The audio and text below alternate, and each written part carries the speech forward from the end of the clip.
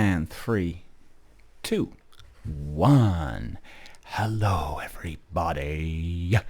Welcome back to the podcast. Well, it's Friday. It's nearly drinking time, I think. You know, I'm going to have to drink on the podcast one night. Just get drunk. Have some fucking fun, man. Now, that would be interesting. What could I get up to? Jesus. Or maybe I shouldn't. Yeah, it's probably about it. Nah, fuck it. I'll do it sometime. Why not? So, you know what, guys? I want to change this up here. Now, I actually want to talk about and kind of get into the psychology, actually, of this movie, The Banshees of Inisherin. And, like, seriously, guys, this movie, if you haven't seen it, I'm actually not going to give away the ending or anything. I'm going to talk about a couple of things in the movie, so it's going to probably put a dampener on the movie. So I'd probably reckon, maybe not listen, but the psychology of this is good. Like, that movie, some people are like, I don't know, man, it's alright, it's kind of weird, isn't it? Then some people are like, absolutely fucking brilliant. Me, I thought it was fucking brilliant. It's actually one of those movies that you can watch over and over and over again. I've watched it about 10 to 15 times already. No joke. Now, I'm kind of doing stuff in the background too, but it's just one of those movies that you could just sit there and watch it over and over. And you pick up on things, actually, like tiny little things as you go along every now and then. Like Colin Farrell, he's really good in it. Like, he has some really good moments, but at the same time, I don't know, he's too emotional all the time in the movie. Like, I love acting, guys, and I've done it for years in LA. I'm certainly no Oscar-winning actor, not that I know of anyway. Maybe I will someday. But you learn stuff in acting class, and even at the start of the movie, he bought into Brendan Gleeson's character not liking him too quick.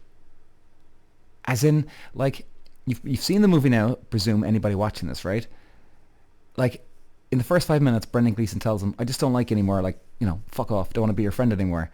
Like, if that was real life, you're not going to believe your friend, right? Like, you're literally not going to believe him. And you'd think it's a joke. So Colin Farrell didn't play it as a joke. He took it too seriously, too quick, and then he was like that in mainly the rest of the movie. Now he's Oscar nominated, and you know what? I love Colin Farrell. I hope he actually wins, to be honest. I'd love to see him do it, but I don't think he deserves it. I don't think he does. But you know, he still is. He's solid in it. And Brendan Gleeson, fucking amazing in it. The gravelly voice in him. I mean, you can feel every fucking letter that comes out of his mouth. It's just so deep and low and strong and powerful. That's the only word to describe it. And like, as he goes throughout in the movie, like, guys, if you remember the way he sort of just deteriorates. He looks healthy enough at the start of the movie, but then at the end, Jesus Christ, he looks like a drowned rat. He looks completely and utterly fucked. Now, fair enough, makeup and all that, but fuck me, the transformation from two guys as friends to the end of the movie, you know, things are just fucked. It's so bizarre, like, it's so, and like, in fairness, the arc of the story, is quite solid. It's consistently going up, and you get to the goal, and it comes down again. And like, even the psychology of it, right? For those of you who've obviously watched this now, if you haven't seen it here, I'd log off now at this stage if I were you, all right? So you've got 3 seconds to log off. 1, 2, 3. Okay, sorry, tough shit. So, as we all know, Colin Farrell's character is a fucking idiot. So he doesn't believe that Brendan Gleeson doesn't want to be friends. Now, I don't think that makes him an idiot. Because why would you believe that all of a sudden they're on a small remote island in the middle of nowhere in Ireland, right? There's no one around. So you've got that small-minded country person. So you're relying on your friend for everything. Okay? So all of a sudden, he doesn't want to be friends anymore? Really? There's no way you're going to believe it. So Colin Farrell didn't act that way as in like he didn't believe it, but throughout the whole arc of the story, he, you know, you can see there was a bit of that, all right, but he just didn't. I just think Colin Farrell's execution wasn't that good, all right. So like where will we go with this? So as we know, Colin Farrell's an idiot, and Brendan Gleeson, he's saying, look, I don't want to be your friend, fuck off, leave me alone. And Colin Farrell's kind of back and forth to him, and he doesn't know what's going on, and then you see then at one stage, Brendan Gleeson's had enough of him, and he goes, I'm going to chop my fingers off if you keep coming at me, as we all know. And then we see when he actually does chop his fingers off. I mean, you're like, that stage, that really grabs your attention. You're like, what the fuck is this guy doing? Why would you chop your fucking arms off or fingers off? Fucking crazy. But you know what I love about this? Like, I've had a conversation with a few people about this, that like, oh, you know, well, it's clear as day. Like, yeah, Brendan Gleeson's character, he's crazy, but he clearly doesn't want to be Colin Farrell's friend. Right? He's had enough of him. And Colin Farrell, it really misses him. Actually, I think it's the other way around. Brendan Gleeson's character didn't get what he needed from Colin Farrell, because even at the start of the movie, if you remember, Brendan Gleeson says to Colin Farrell, you know, I heard you talk 2 hours about donkey shit the other night. Right? So in other words, he talks about random bullshit. Colin Farrell's character probably talks about himself all the time anyway. So therefore, Brendan Gleeson actually really wants to have a friend to confide in. Right? And talk about. But unfortunately, Colin Farrell just talks about himself all the fucking time. So actually, I think it was a cry out for attention, that he wants more attention from him, right? And that's why he cuts his fingers off. Now, here's the other reason why I think it's not that Brendan Gleeson wants to be a friend. Because at one stage, Brendan Gleeson's going, you know, hey, look, I don't want to be friends with you anymore. I don't want to listen to your bullshit anymore. And I want to concentrate and learn play his violin.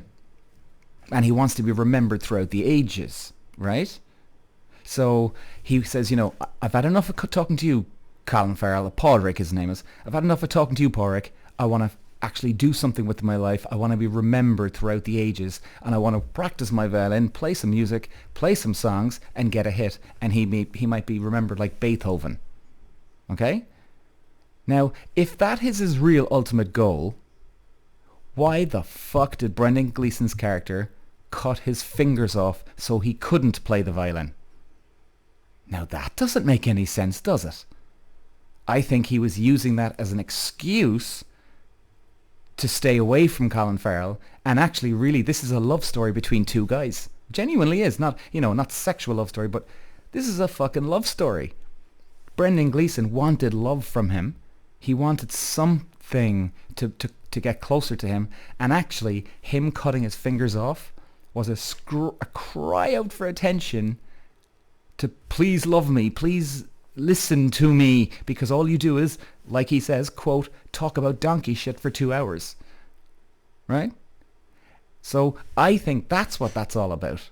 Now, Colin Farrell's character, he just sees him as a guy that, you know, whatever.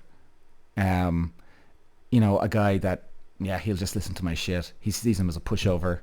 And he's a selfish bastard. Now, that's the thing. You don't see Colin Farrell's character as a selfish bastard, but if you really look at what's going on in the movie, right, nothing makes sense. Nothing makes sense. Brendan Gleeson wants to play the violin, be remembered forever, but yet he cuts his fingers off, and he can't play the fucking thing. Okay, so you don't want to play the violin? Is that what you're saying, Brendan? You know, like, you know, it doesn't make sense. And what's that girl's name? Oh, typical now. I can Google this if I want here. The girl in the, she's also in Better Call Saul. What's her name? And she's Irish. I didn't even know she was Irish until she was in this. Couldn't believe it. And she's got such a thick Irish accent, it's unreal. Kerry Condon, that's the one. Kerry Condon, she's fucking brilliant in it. absolutely brilliant. I mean, guys, out of 10, oh, Jesus, I'd give it. Brendan Gleeson, for me, gets a 9.5 out of 10. Colin Farrell gets an 8.5 out of 10. Kerry Condon, I'd give her a 9.5 out of 10. Barry Keogh, on the other hand, fuck me. I think everybody's seen this in social media now.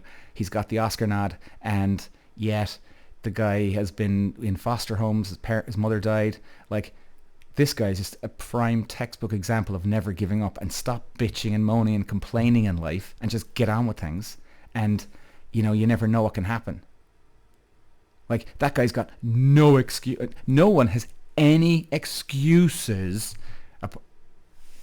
except for this guy. And he doesn't make excuses. And he's still got somewhere. Brilliant acting from Barry Keogh, Condon, Brendan Gleeson, Colin Farrell. Just exceptional. McDonagh, the director, brilliant. Absolutely brilliant. The cinematography is unbelievable. Like, it almost looks like a Star Wars set, like in Star Wars Episode 7, where they meet Skywalker at the end.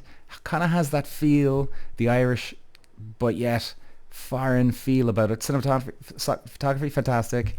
It's up for Best Picture, unreal. I'd give the movie 9.5 out of 10. I think I would, actually, a 9.5 out of 10. And I wouldn't be surprised if you actually watch it again. Like, my sister said she saw it in the cinema, and we love talking this kind of psychology behind the movies. And in fact, I need to get her in here for a podcast to talk about this sort of thing. So like, we talk about this type of thing all the time. And she said she saw it in the cinema. Now, is it a movie for the cinema? I doubt it. You can kind of tell that it's not. I've seen it on TV at my home. Definitely a movie you'd watch at home. I think it's done unbelievable for the Irish country. I think the place is going to be fucking packed in the summertime with tourists. Oh my God. And I think it's got 9 Oscar nominations, and I hope it wins, just for Ireland. And maybe that's unfair to say, because I don't think Colin Farrell deserves the Oscar, but I'm rooting for him. He's Irish. He's a fucking cool dude. And he's a deep guy. Like, guys, if you've never really watched Colin Farrell, or, if you've seen his earlier movies, he's really transformed into a really good actor, I have to say.